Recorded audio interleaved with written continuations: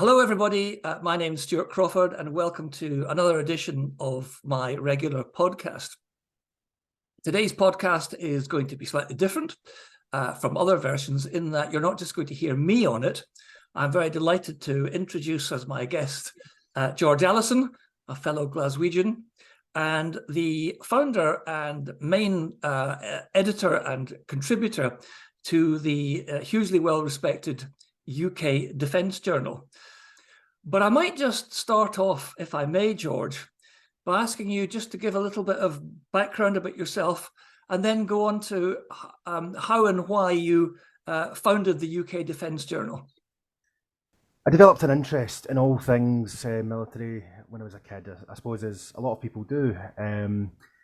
My dad would take me down to the shipyards in Glasgow to look at various, Navy ships being built. We'd go to air shows at Lookers, that kind of thing. But I put that to one side and I went to university. I studied cybersecurity. I started work in the NHS. But, it was only really until, 2014. That's when I decided to start the UK Defence Journal. So 2014, we started off, I think it was maybe 50 or so likes on Facebook, a couple of followers on Twitter.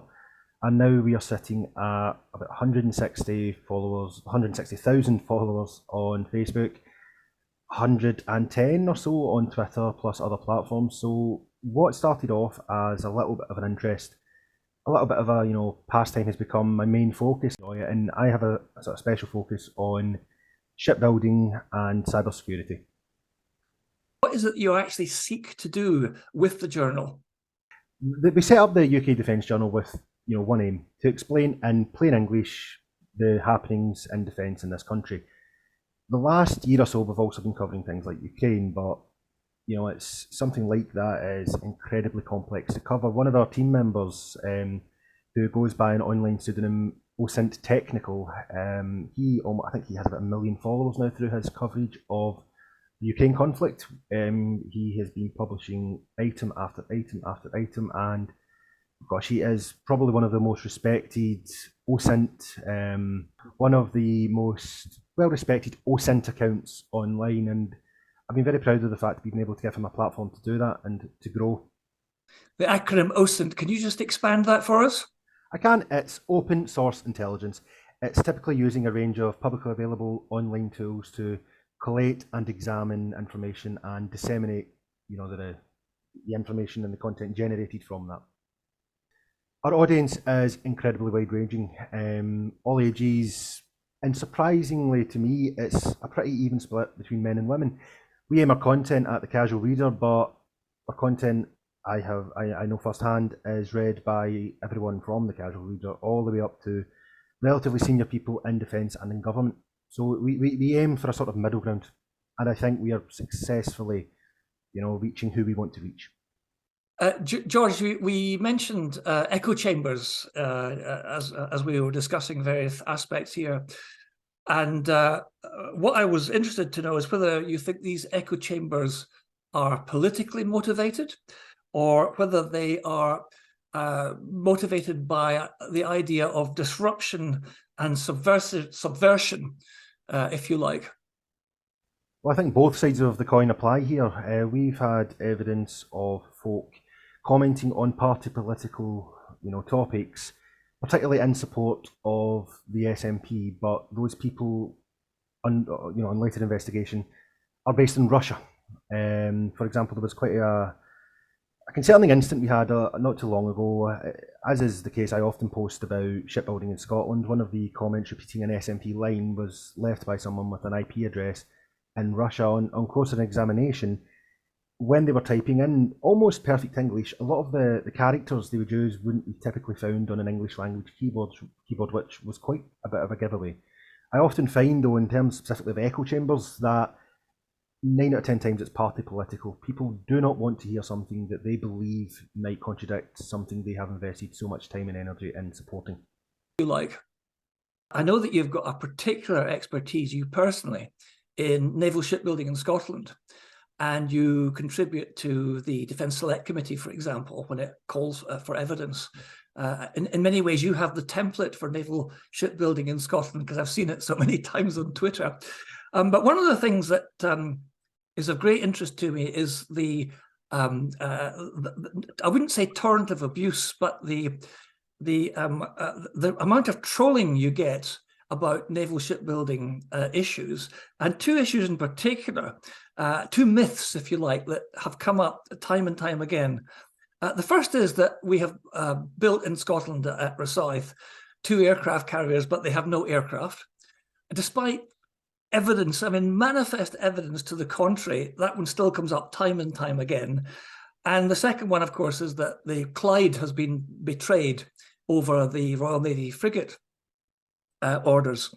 I'm very conscious that a lot of those particular themes come from those who are visibly or easily identifiable as being of the Scottish nationalist persuasion, maybe at this on the sort of wider ends of the spectrum, both right and left. But what's this all about, the aircraft carriers and no aircraft? Where's that coming from? Well, just to clear up the first point you mentioned, I consider myself someone with an interest. You know, it's all the information for the public, publicly accessible information, my apologies, is available for anyone who wants it, which is why these comments about aircraft carriers with no aircraft, with you know, Scotland being betrayed over frigates, it's what makes it so confusing to me, because if people were to sit down and, you know, spend 5 minutes of their own time researching, they'd know that what they are tweeting or posting is nonsense, frankly. But I think when it comes to the aircraft carriers with no aircraft, I think there are a lot of reasons for that perception in public. First of all, of course, being as we've all seen, the tabloid headlines on the matter. Inaccurate tabloid headlines. HMS Queen Elizabeth deploys with no aircraft is always one of my favourites. What they mean by that is she sailed out of Portsmouth without any jets on the deck, and of course the next day jets were on the deck. But those things stick in the public consciousness. Yeah. It also doesn't help that the UK's purchase of F-35 the rate is glacial at best, you know. But I think Queen Elizabeth's deployment to the Far East really helped put to bed a lot of this. Although there are still some people who, even when presented with, oh gosh, hours of video, photographs, will insist that the aircraft are either CGI or that they're all American, you know, and that Britain still hasn't ordered any, or that they've been cancelled, or that the ships have been sold. We could go down the rabbit hole of branches of different myths, but the main one is that people, I believe, have been taken in by poor defence reporting elsewhere. Is there any evidence of overseas sort of input in this? I mean, deliberate disinformation that you have come across? I have actually come across a great deal of accounts that I'm sure you're aware, Stuart, there are many online tools to identify what they would call problematic accounts, which is typically a euphemism for perhaps a fake or a bot account. A lot of the information is spread by accounts purposely. Now, I can't speak as to the origins of these accounts. I don't know who's behind them, but they're almost certainly not who they appear to be. Accounts who I have personally corrected with large followings, I won't name them here. Accounts that would appear to be genuine still purposely spread misinformation. We still see quite often claims that the frigates have been cancelled or work has been sent elsewhere, which some of the listeners, obviously they can't see the video feed, but behind me is my favourite shot I've ever taken. HMS Glasgow after launch on the Clyde. Yeah, I've seen it. Yeah, and it's honestly my go-to now for responses to claims that, oh, the ships have been cancelled or the work went elsewhere. I always like to ask people, well, what country is governing?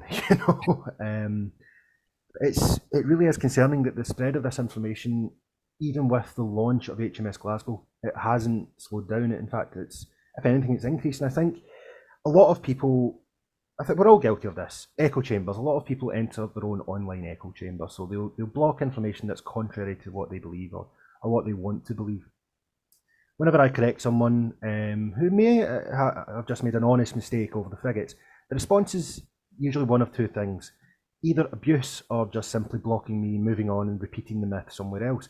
It's very, very rare that someone will acknowledge the fact that they have made a mistake. We all make mistakes, you know. I do it, oh gosh, quite a lot. But it takes a certain mindset to make something up over something as daft as a frigate.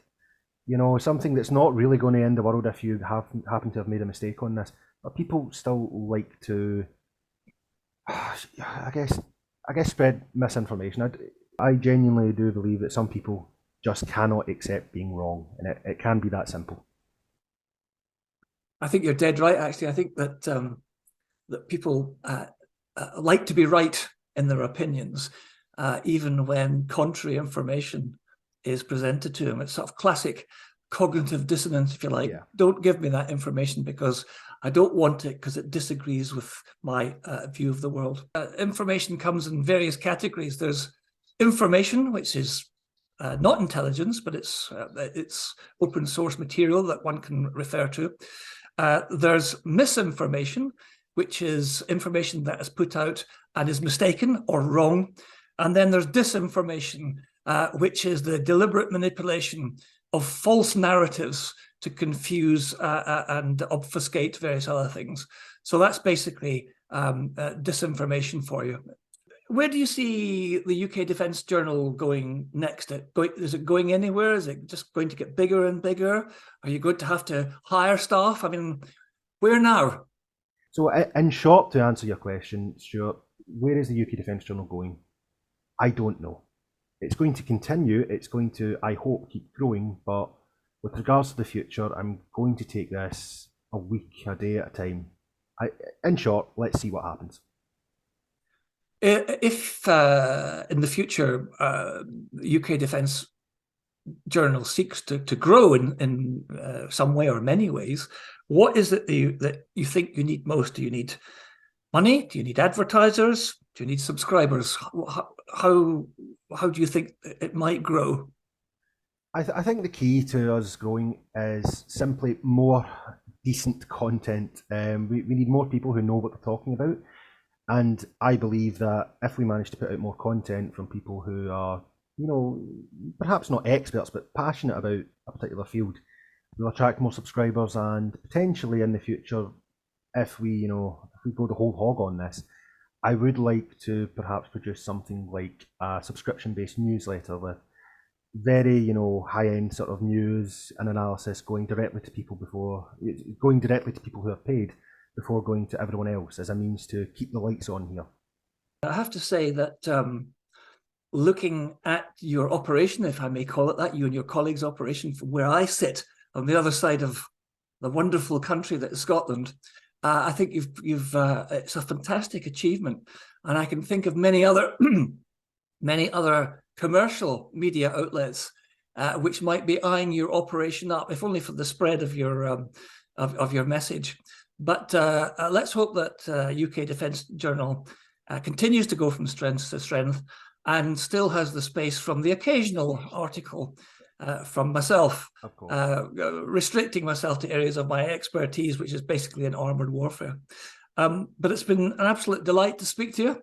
I wish you all the very best, you and your colleagues, for the future, and look forward to continuing to read the Defence Journal and all your other ventures in the months and years ahead. Thanks for joining me, George. Thank you for having me, Stuart. It's a pleasure, and if you want me back anytime, I'm here.